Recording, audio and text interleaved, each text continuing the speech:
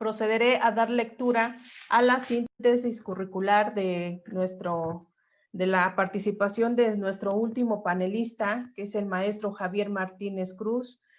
Él es comisionado del Instituto de Transparencia y Acceso a la Información Pública del Estado de México y municipios. Es coordinador de la Comisión de Derechos Humanos, Equidad de Género e Inclusión Social del Sistema Nacional de Transparencia. Dentro de su experiencia académica, es galardonado con la medalla Alfonso Caso. Es doctorado y llevó a cabo el doctorado en Pensamiento Complejo de la Multiversidad Mundo Real Edgar Morin, actualmente en este año, en 2020. Estudió el doctorado en Gestión Estratégica y Políticas del Desarrollo por la Universidad Anáhuac Norte. Doctor en Derecho por la Barra Nacional de Abogados. Maestría en Administración Pública por el Centro de Investigación y Docencia Económica, CIDE. Maestría en Derecho Constitucional y Amparo por la Facultad de Derecho de la Barra Nacional de Abogados. Especialidad en Instituciones Administrativas en Finanzas Públicas en la Universidad Nacional Autónoma de México, la Universidad Nacional Autónoma de México, Facultad de Estudios Superiores Acatlán, Secretaría de Extensión Universitaria y Vinculación Institucional, el Centro de Educación Continua, profesor y coordinador académico del diplomado La Protección de Datos Personales, Derechos Fundamentales y sus Garantías. Máster en el Reglamento General de Protección de Datos en la Universidad Nacional de Educación a Distancia, Madrid, España. Especialización en Reglamento General de Protección de Datos, Universidad Nacional de Educación a Distancia, Madrid, España. Experto delegado de Protección de Datos Personales, Universidad de Sevilla, Facultad de Derecho, primera edición, con calificación del expediente académico sobresaliente. Dentro de las certificaciones con las que cuenta el maestro Javier Martínez está la certificación ACP-APEP, Delegado de Protección de Datos Experto, expedida por la Asociación Profesional Española de Privacidad, otras de las entidades de certificación acreditadas por la ENAC.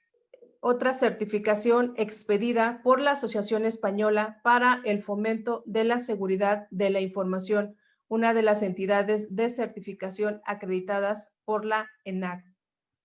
Pues adelante, maestro Javier. Muchas gracias, Mónica. Te agradezco mucho la presentación y bueno, agradecerle al órgano garante de Tlaxcala la oportunidad de tratar un tema tan importante.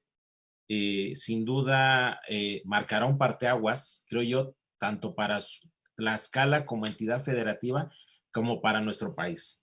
Porque quiero aprovechar retomando lo que terminaba diciendo mi gran amiga Lourdes Zamudio con todo este contexto de los retos y el momento y el espacio en que nos encontramos en materia de transferencia, de protección de datos personales y la perspectiva que muy bien ha establecido a partir de la Red Iberoamericana de Protección de Datos Personales, donde ella ha sido fundamental, y México participa junto con otros países de América Latina y también España y Portugal que tenemos de Europa. Entonces, marca retos, también oportunidades para México, creo que únicas, y en este contexto no sé cuántos se vuelvan a presentar. Obviamente, cuando escuchamos al presidente, mi amigo Fernando, sobre cómo está Tlaxcala, creo que ya les podemos mandar un mensaje a nuestros compañeros de Europa y a nuestros compañeros de América Latina, de la red americana, que estamos atendiendo y Tlaxcala está preparado para que si en un momento dado se convierta en receptor de inversión extranjera directa por la caída de estos códigos de privacidad, como voy a plantear al final propuestas, creo que tiene todos los elementos, además de que les comparto que, bueno, derivado de esta relación que hemos establecido con el órgano garante y a través de la Universidad Autónoma de Tlaxcala, vamos a empezar procesos de certificación. Estos procesos que yo tengo de España y que me permiten en México establecer un proceso de certificación, vamos a hacer programas académicos con miras, de modo tal que las instituciones y órgano garante de Tlaxcala, Infoen y también a través de la Universidad de Sevilla, con quien tenemos un convenio de colaboración, poder certificar en México aquellos oficiales de datos personales que puedan interactuar en el ámbito privado y en el ámbito público o en Europa a partir de las necesidades y oportunidades que se den. ¿Por qué razón? Porque bien se dijo por parte de la doctora María de los Ángeles Fernández, vean ustedes la importancia del órgano de control y regulador, y lo es el órgano garante de Tlaxcala, y lo es el INAI, y el mensaje que queremos mandarle al mundo es que México está preparado para poder interactuar en este contexto de seguridad de la protección de los datos personales. Por eso, cuando Juan Pablo nos hablaba de esta sentencia, cuando nos atrevemos a decir que podemos interactuar en Europa es porque hemos encontrado aliados precisamente en la Universidad de Sevilla y con Juan Pablo para que podamos interactuar con aquellas empresas, por ejemplo, particularmente en España, que han encontrado suspendidas sus relaciones comerciales para que se conviertan en México en país sustituto y podamos recuperar esa transacción comercial. Y obviamente, importante lo que planteaba nuestro buen amigo Adrián Palma, porque lo que nos está diciendo es cómo funciona la seguridad, cómo funciona en este contexto de seguridad de transferencia de datos personales, la necesidad de los algoritmos. Tenemos que entender que pasamos al mundo digital y en el mundo digital se acabaron esas relaciones físicas comerciales que eran pues de mucha certeza porque yo sabía con quién hacía intercambio. Hoy tenemos que recurrir al mundo digital y son los algoritmos y la inteligencia artificial la que nos puede garantizar esta seguridad. Entonces, en ese contexto, creo que todo se alinea y me va a permitir a mí hacer una presentación que no voy a tener mucho porque creo que ya vamos a sumarla con toda la aportación que dieron cada uno de los grandes panelistas que tuvimos aquí. Y miren, cuando nosotros hacemos este contexto de lo que hoy se ha planteado aquí, tenemos que entender dónde estamos parados. Esta cuarta, que lo he puesto en otras presentaciones, el autor del foro de Davos nos dice, señores, estamos en la cuarta revolución industrial. Y fíjense, lo dijo hace 4 años. La realidad es esta.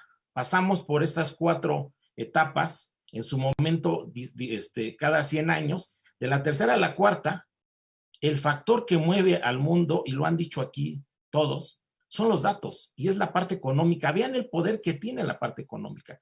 Pero además llegamos a un momento donde los datos es el motor de lo que mueve al mundo. Y obviamente, hoy los datos, en el contexto del mundo digital, en el contexto de la inteligencia artificial, en las transacciones y flujos transfronterizos, es la razón de ser de lo social, lo económico, y son esas fuerzas. Por eso, tenemos que entender que hoy hablamos de economía digital, como una nueva forma de producción y consumo, donde la economía ya determina, y vean ustedes qué fuerza tiene la economía, que muchos países todavía sin tener condiciones para reincorporarse al ámbito o las cadenas productivas, tenemos que hacerlo porque si no quedamos fuera. O sea, el mundo no se puede detener y bueno, mucha gente lo dice, tenemos que saber jugar con las dos curvas, la económica y la de salud. ¿Por qué? Porque prioriza. Hoy en el juego del tablero del ajedrez a nivel internacional, China está esperando, ¿sí? Los países están esperando, que fueron los primeros que lograron controlar y tener verdaderamente, digamos, preparándose para decir con quién juegan, con Europa o con América del Norte o con América o Latinoamérica. Está viendo quiénes van a ser sus interactuantes. Por eso los elementos que hoy hablamos en este contexto de la economía digital, para empezar a aterrizar la importancia del foro que hoy nos convoca, es que estamos hablando de elementos como infraestructura, nuevos negocios en el mundo digital, el comercio digital, como ya se estableció o se ha dicho, que es la razón de ser de este flujo transfronterizo donde los datos van de la mano, que nos convierten en cuestiones complejas y son cuestiones complejas porque las tecnologías de la información, el Internet, a partir de lo que dice la cuarta revolución industrial, representan retos fundamentales. Pero miren, esto no es apenas. El que muy bien, y yo de verdad admiro mucho, y ha sido un gurú que sigo mucho desde precisamente mi época de estudiante en la licenciatura, donde mi tesis fue del Tratado de Libre Comercio de América del Norte en el 94. Él nos decía, este libro que resulta fundamental y ojalá, digo, vale la pena, es algo que yo conservo, lo tengo, y es de cabecera, El Poder de la Triada. El Poder de la Triada, un libro que aparece en 1985, que se traduce al idioma español en el 95, vemos la primera edición, pero él ya plantea algo que era una realidad. Señores, los mercados internacionales se están regionalizando. Y por eso habla de una tríada que dice y que es la que hoy está vigente, vean ustedes, es una regionalización de libre mercado y eso es lo que es la Unión Europea. Eso pasa en la Unión Europea, donde hay un líder, ¿sí? O al menos un líder que fue construyendo como lo era Alemania, que hablamos de un presupuesto multinacional que hoy les permite, por ejemplo, para la recuperación económica, hablar de un financiamiento, fíjense ustedes, de este presupuesto multinacional que cuando yo conocí que se estaba formando, hoy le permite a sus socios o a sus integrantes de la Unión Europea inmediatamente reintegrarse o poder hablar de una reestructuración y financiamiento.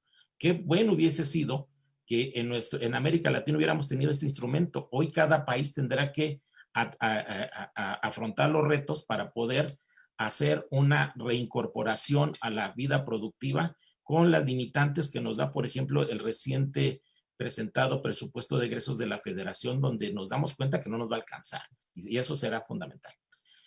¿Qué pasa en América del Norte? En América del Norte, el Tratado de Libre Comercio del 94 era un tratado de libre comercio, como su nombre lo dice. Lo único que se mueven son las mercancías, no los factores de producción, a diferencia de un tratado de libre mercado como fue Europa.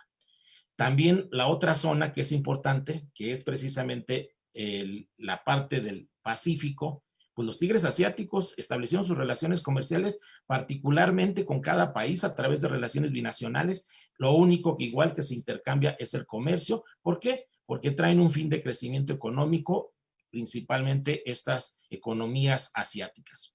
¿Qué sucede? Y muy bien lo hace Kenny Shomae. Dice, señores, ya en el siglo XXI, el escenario es un escenario global diferente, donde las fronteras, los mercados, empiezan a desaparecer los mercados físicos y hoy empezamos a visualizar un enfoque de relación comercial que vean ustedes quiénes son los tres protagonistas, ¿sí? Hace 15 años lo decía él y hoy nos damos cuenta que son los mismos los actores, Estados Unidos, Europa y China.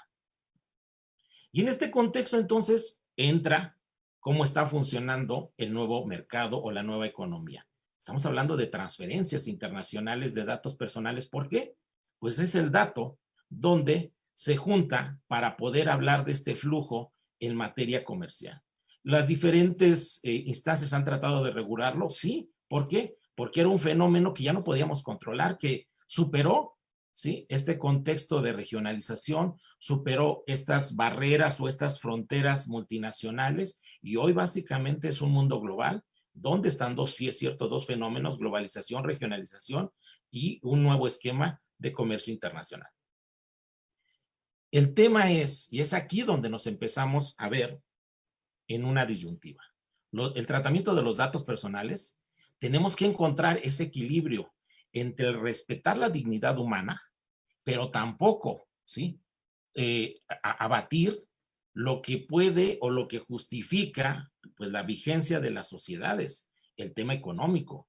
¿Cómo puedes en algún momento dado solamente, ¿sí?, hacer valer sí el respeto de la gente si no tiene posibilidad de manutención? Por eso el gran reto que teníamos, por ejemplo, en México era ese. ¿Qué priorizamos? ¿La curva de salud o la curva económica? En su momento había que priorizar, porque era el mayor interés, la salud pública. Pero en algún momento dado, ya la curva de economía se hacía necesaria. ¿Por qué? Porque estábamos cayendo o estábamos entrando en este rezago económico que es el reto fundamental, salir inmediatamente para garantizar empleo, para garantizar educación, para garantizar salud y cualquier servicio público.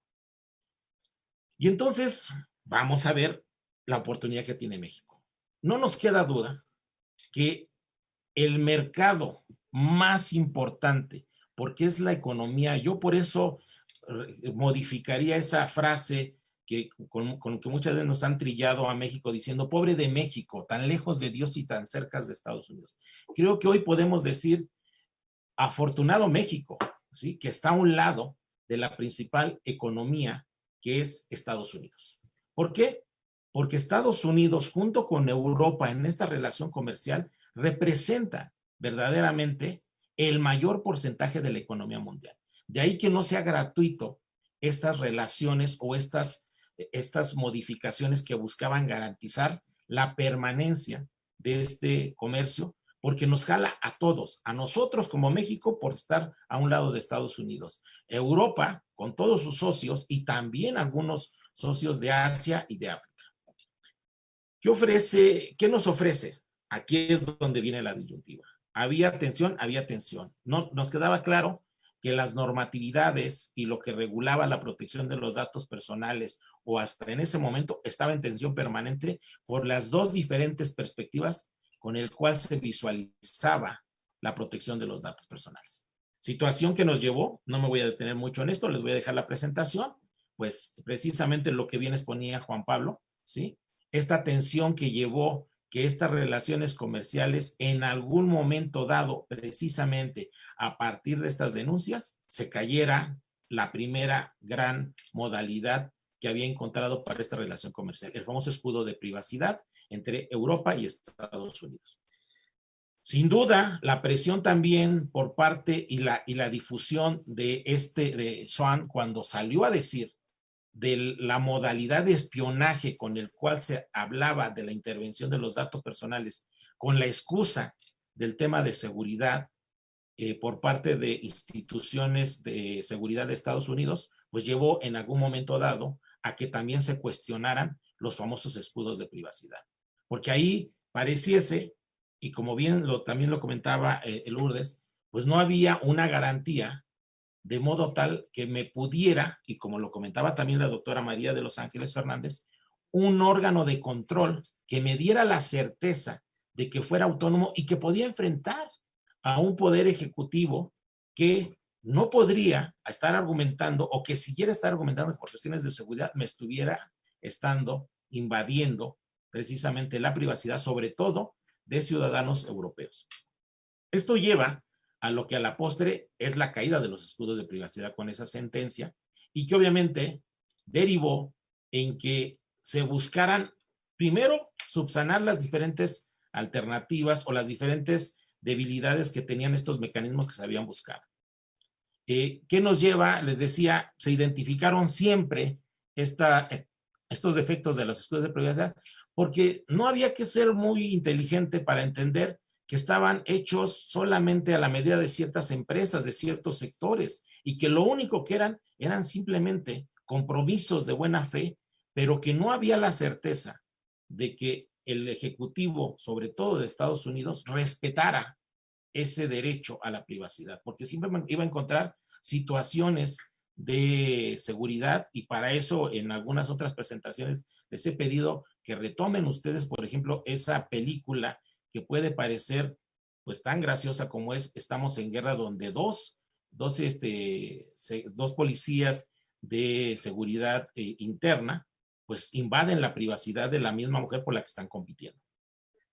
¿Qué derivó en eso? Pues como les decía, que todos estos defectos a la postre fueran insostenibles, sobre todo por la evolución que había tenido la normatividad del Reglamento General Europeo en sus diferentes contextos, tanto cuando se aprueba en mayo del 2016, pero su plena vigencia que entra en mayo del 2018.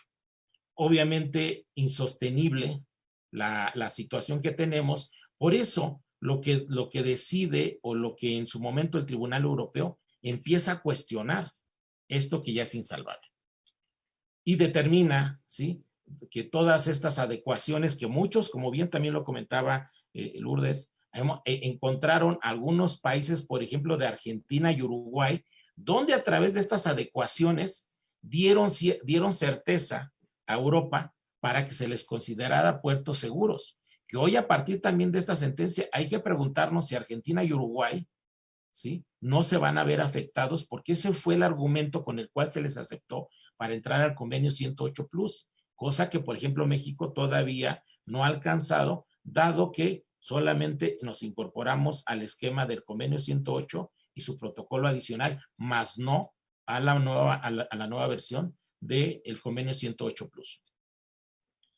Les decía, se hace en un contexto donde de plena vigencia el Reglamento General Europeo, donde ya tenemos leyes en particular, como por ejemplo la Ley Orgánica de Protección de Datos Personales y Garantía de Derechos Digitales de España, donde ya tenemos una sentencia como la que se emitió en julio de 2018 sobre el tema de herencia digital, donde ya hay verdaderamente una preocupación por esas transferencias en el ámbito del Internet y donde se tiene certeza de que Estados Unidos no respeta con categoría de derechos humanos la protección de los datos personales. Y que obviamente en un tema que le prioriza como es el tema de la seguridad interior, pues tenga que poder estar monitoreando permanentemente estas bases de datos. Lleva esta sentencia, ya no me detengo mucho, lo comentó muy bien Juan Pablo, abre una oportunidad. ¿Por qué? Porque ante esta detención del flujo, sobre todo de países de Europa con Estados Unidos, hablan, por ejemplo, Estados Unidos de que hay 5,300 empresas que han suspendido el flujo transfronterizo. ¿Por qué? Porque la sentencia es muy clara de que mientras no se hagan las respectivas afirmaciones o correctas aceptaciones de que puede haber invasión o puede haber monitoreo de estas bases de datos, se suspenden inmediatamente todo el flujo transfronterizo, dado que así lo establece la normatividad del reglamento y que no garantiza esta plena protección con la perspectiva que tiene el Reglamento General Europeo. Les decía, establece también las posibles alternativas, obviamente a partir de lo que también correctamente la doctora María de Los Ángeles nos ha expuesto, cómo cada uno de los artículos mandata una serie de acciones y lo único que hizo el Tribunal Europeo es atenderlas y bueno, aplicarle algo que en ese momento los escudos de privacidad no garantizaban por parte de Estados Unidos. ¿Qué nos abre? Entonces, lo que tenemos así inmediatamente es, creo que esta imagen es muy clara, ¿sí? Se suspende este flujo. Automáticamente se corta, se levanta el puente por el cual se estaba dando esta relación y nos meten una disyuntiva. ¿De verdad las empresas se van a quedar conformes? ¿Europa estará dispuesto a asumir la disminución en empleo, obviamente en comercio, con esta necesidad de reactivación del nuevo esquema que nos obliga después de esta pandemia sanitaria? Pues claro que no. Y entonces creo que viene aquí la gran oportunidad que tiene. México puede ser precisamente el que pueda recuperar ese flujo, convertirnos en el canal de Panamá del siglo XXI en la economía digital. ¿Para qué? Para que recuperemos ese flujo que se pueda hacer a través de México vía convenio 108 y diciéndole a Europa, nosotros somos puerto seguro, así nos acreditaste en el momento que nos incorporamos al convenio 108 Plus y el convenio 108 y su protocolo adicional en 2018. Y nosotros los incorporamos al bloque de constitucionalidad en el 133 porque le dimos una categoría de tratado internacional. Y en México se respeta los datos personales, dado que hemos incorporado, como bien lo planteaba el comisionado presidente Fernando, a la protección de los datos personales con una categoría de derecho fundamental, artículo 16, y como una restricción o plena protección cuando ante otro derecho como el acceso a la información pública se pueda estar vulnerando la protección de los datos personales. Y entonces hacer valer lo que está estipulado en el convenio 108 y lo que nos garantiza a nosotros como, decíamos, como puerto seguro. ¿Por qué razón? Porque nosotros, como también lo comentaba acertadamente Lourdes, hemos ido de la mano a través de la red iberoamericana, a través de esta relación que hemos tenido permanentemente, por ejemplo, con la Universidad de Sevilla, a través de Juan Pablo, hemos estado armonizando y hemos hecho las debidas adecuaciones a nuestra normativa y también hemos entendido los pendientes que tenemos, pero hemos ido de la mano, tanto así que Infoen, ¿sí? INAI y Info Ciudad de México son integrantes permanentes, ¿sí? Del encuentro de autoridades internacionales de protección de datos personales, donde hacemos valer nuestro voto y lo hemos dicho también como Infoen, está abierta para que seamos su voz de otros órganos garantes y podamos estar en estas instancias internacionales o también como formamos parte de la red iberoamericana donde tenemos voz y voto. Esta parte nos refleja cómo México ha tenido que hacer este camino para poder aprobar el convenio 108 y que seamos parte de esos 55 países que integran este convenio. Nos falta, porque como decíamos, tenemos la obligación de firmar el convenio 108 Plus y eso nos daría una consolidación. Yo creo que esta oportunidad abrirá los ojos para autoridades del Poder Legislativo, del Ejecutivo, y puedan agilizar estas acciones para que logremos esta firma. Porque eso es lo que tenemos que entender. La protección de los datos personales bajo lo que le interesa a Europa tiene esta perspectiva. Respetamos la dignidad humana y tiene tantas capas de protección que tenemos el principio pro persona, que estamos obligados cualquier autoridad, como lo comentaba hace rato el comisionado Fernando, y que hacemos valer el derecho no solamente en normatividad nacional, sino también en normatividad estatal. Entonces, ahora aprovechemos y juguemos como quiere jugar Estados Unidos. ¿Quieres establecer una protección de la información donde van datos personales y me lo estableces a través de un tratado de libre comercio? Perfecto, lo firmo, lo ratifica el Senado y obligo también a que tú, Estados Unidos y Canadá, lo firme también tu Congreso. Y entonces le quito esa potestad exclusiva para que solamente sea el Ejecutivo el que pueda decidir cuándo invadir. No, si invades esto, de acuerdo a lo que establece el Tratado de Libre Comercio, te puedo llevar a instancias juicios internacionales y allá debatimos por qué me invades o por qué estás haciendo invasión de bases de datos que están protegidas por el comercio internacional. Porque hay que entender su enfoque y hay que jugar como quiere jugar Estados Unidos y Canadá. Un enfoque utilitarista. A ellos les interesa la propiedad privada, juguemos a la propiedad privada. ¿Te interesa la seguridad de la información? Juguemos a la seguridad de la información. Y para eso tengo 5 capas y 5 protecciones, ¿sí? 5 de los 5 capítulos de los 34 que conforma el TEMEC. Y entonces, si quieres hacer algo respectiva autoridad del Ejecutivo, le pido a las autoridades, tanto nacionales como también de tu país, a los poderes ejecutivo o al judicial, para que me respondas, ¿sí? Donde resolvamos en controversias internacionales, ¿por qué estás invadiendo algo que no se te está permitiendo, dado que vulneras y pones en riesgo el comercio digital o las relaciones comerciales, que soy tu socio y somos pares? Y entonces sí, el esquema es este. México tiene que ser el canal de Panamá del siglo XXI para la economía digital, ¿sí? Europa, México vía convenio 108 y México, Estados Unidos con las 5,300 empresas para que a través del TEMEC podamos hacer esta relación comercial.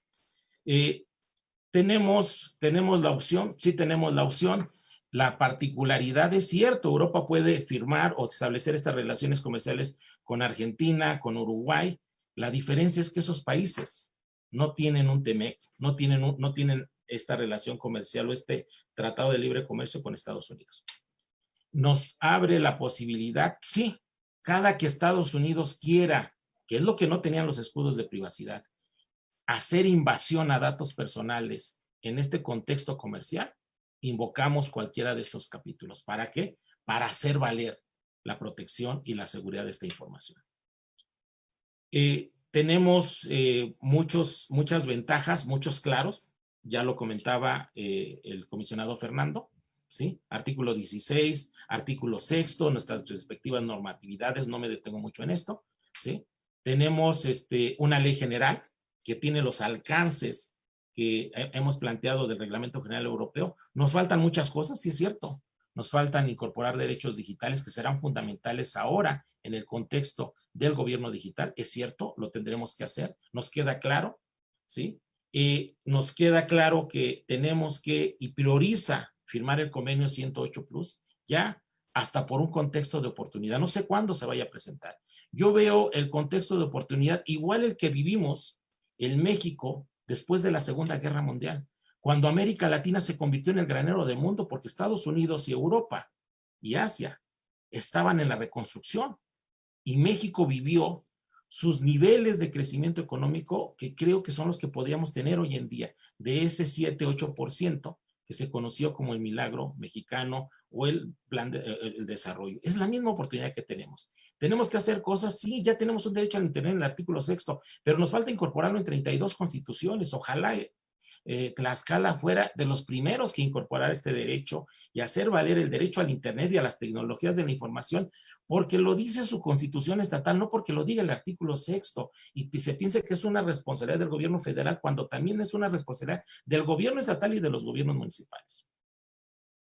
Y entonces, el esquema, creo que gráficamente es este. Así funciona para que México se convierta en país sustituto y recupere el flujo transfronterizo, para que nos convirtamos, como les digo, en ese canal de Panamá en la economía digital del siglo XXI.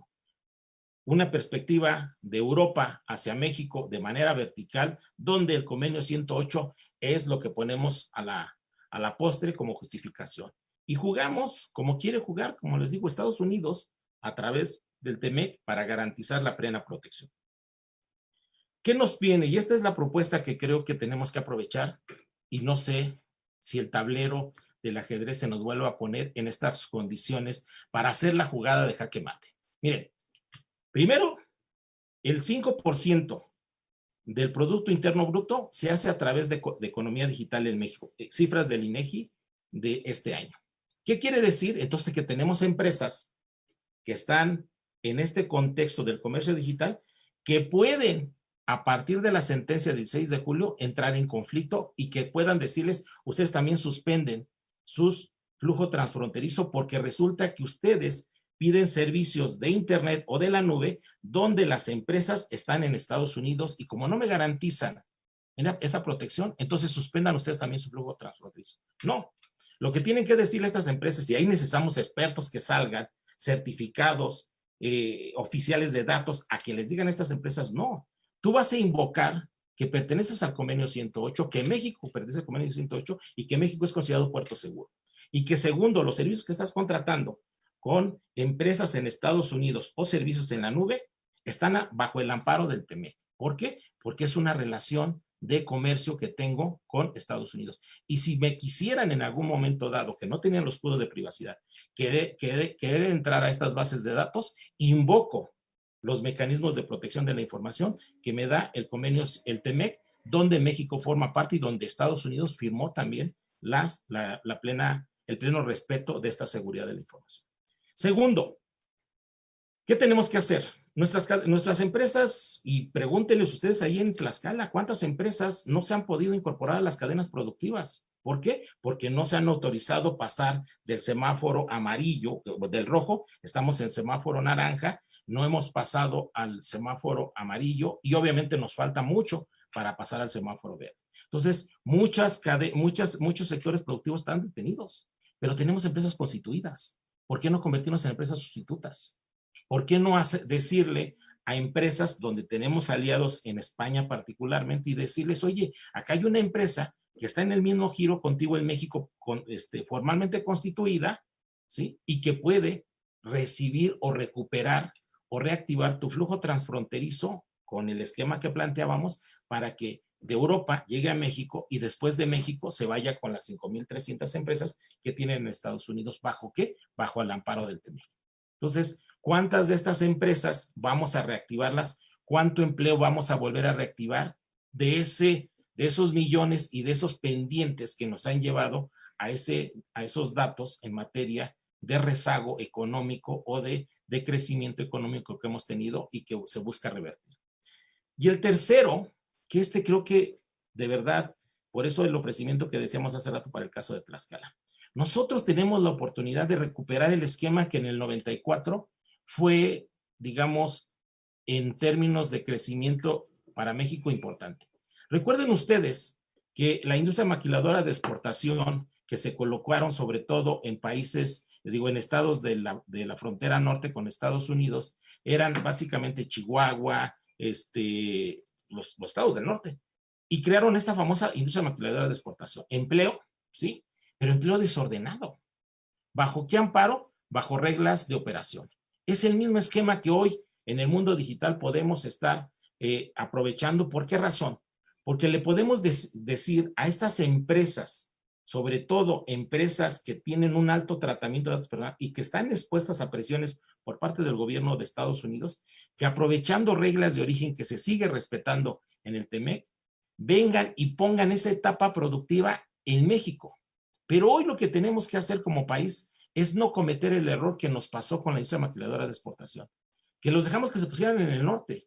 Ya tuvimos el caso del campo algodonero, las muertes de las mujeres, porque no se puede colocar y no les interesan a ellos colocarse donde se dé desarrollo sustentable, sostenido y sobre todo con impacto social. Por eso lo que hoy le queremos decir a un Facebook, a un Twitter, a un Microsoft, a Amazon, que ese tratamiento de datos personales no lo hagan en el norte, porque hoy lo que rige es la economía digital, que lo hagan en Tlaxcala, que se metan a Tlaxcala, que pongan ahí, porque no necesitan, pues, campo, lo que necesitan es espacio y que además tenemos un órgano garante que garantiza la protección de los datos personales, que tenemos una universidad que se está preocupando, que tenemos especialistas en datos personales que pueden ser precisamente los asesores para restablecer este comercio.